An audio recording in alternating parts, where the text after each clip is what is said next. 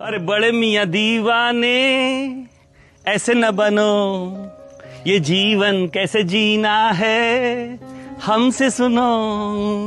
तो जिस उम्र में हम लोग चल रहे हैं ना, ये है मृत्यु की तैयारी। आज हम लोग यहाँ कई लोग जोड़े में बैठे हैं, तो एक न एक को बिछड़ना ही पड़ेगा। इसका भी आप तैयारी कर लो। क्या तैयारी करनी है? हमको अक्सर आपने देखा होगा जेंट्स लेडीज पे डिपेंड होता है। बाहर जाना है, मेरी पेटी बना दो, मुझे पानी पिला दो, मुझे खाना दे दो। ये सब आदतें छोड़ते चलिए। आप अकेले अकेले होंगे, इसकी तैयारी करना है। और लेडीज के लिए भी खास करके बोल रहा हूँ, डिपेंड रहती है। मिस्त्री को बुला दो, ऑटो वाले को बुला दो, इसको बुला दो, ये सब भूल जाओ। आप उनको सिखाओ कि नहीं ये नंबर लो, मैं नहीं करूंगा फोन, बात करो, ऑटो वाले से बात करो, टीचर से बात करो, इससे बात करो, ताकि आपके जाने के बाद हाथ न फैलाए, किसी बेचारापन नहीं आना चाहिए। व्यक्ति तब तक बूढ़ा नहीं होता जब तक उसके भीतर प्रेम है।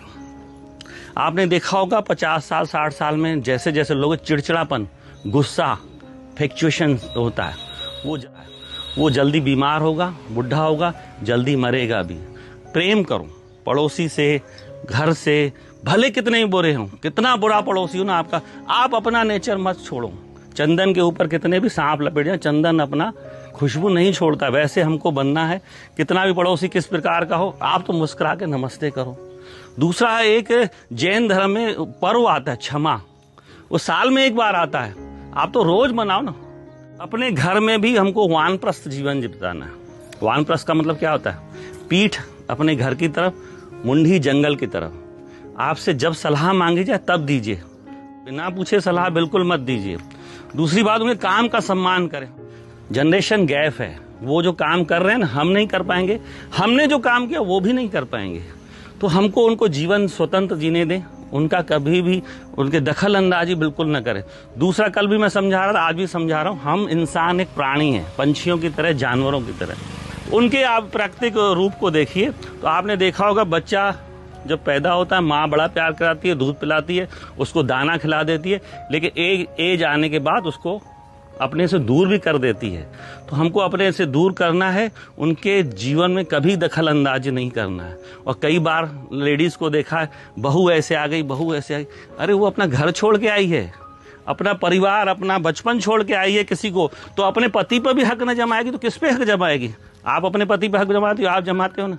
आपकी उम्र हो गई भले, तो क्या आपने जवानी में नहीं हक जगाएगा?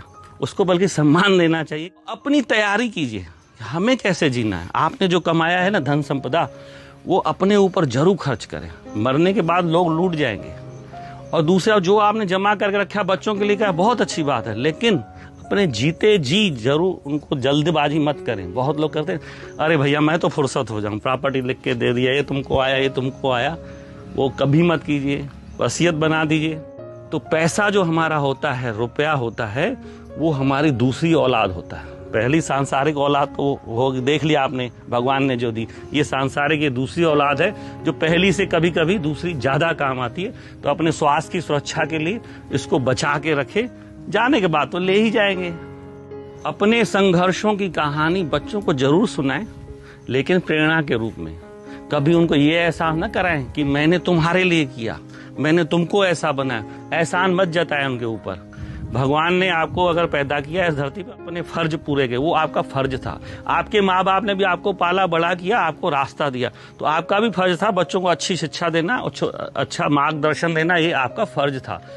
अब इस उम्र में धन संपदा और प्रॉपर्टी बनाने की कभी भी मत सोचिएगा।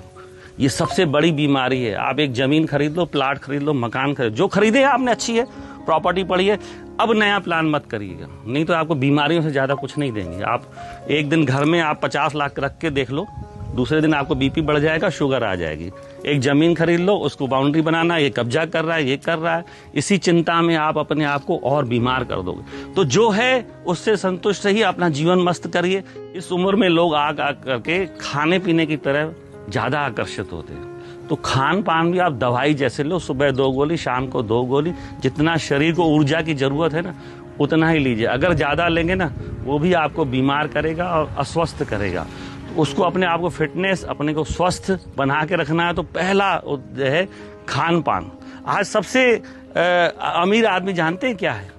सबसे अमीर आदमी वो है, इस उम्र में आपको महसूस होगा, जो बिस्तर में जाते ही जिसको नींद आ जाए, सुबह उठते ही जो जल्दी से बाथरूम चला जाए, वो दुनिया का सबसे अमीर आदमी होता है। अगर पेट गड़बड़ है, शरीर में कष्ट है ना, तो आप सबसे गरीब आदमी अपने आप को मानोगे। 50 की उम्र के बाद देखिए छोटे मोटे कष्ट आएंगे, घुटना काम नहीं करेगा, आपका इस तकलीफ है, ये तकलीफ, उस तकलीफों को ध्यान देंगे तो जीवन नहीं जी पाएंगे।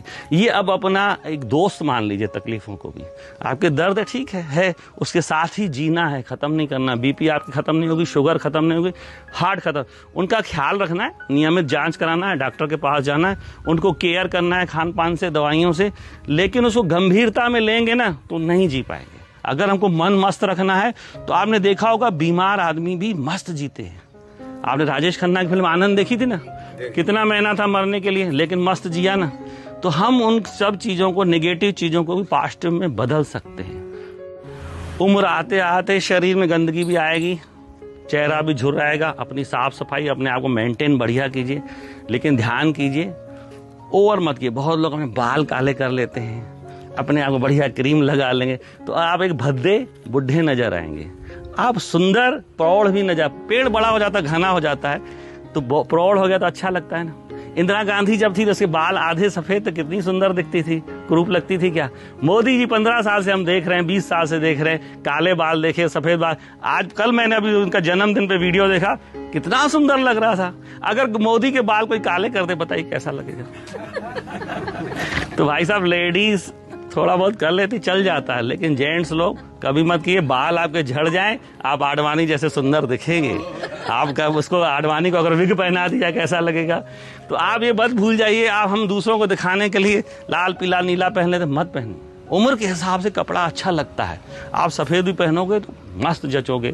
तो हमको पहनावा, अपने शरीर का ख्याल अपनी उम्र के हिसाब से करना चाहिए।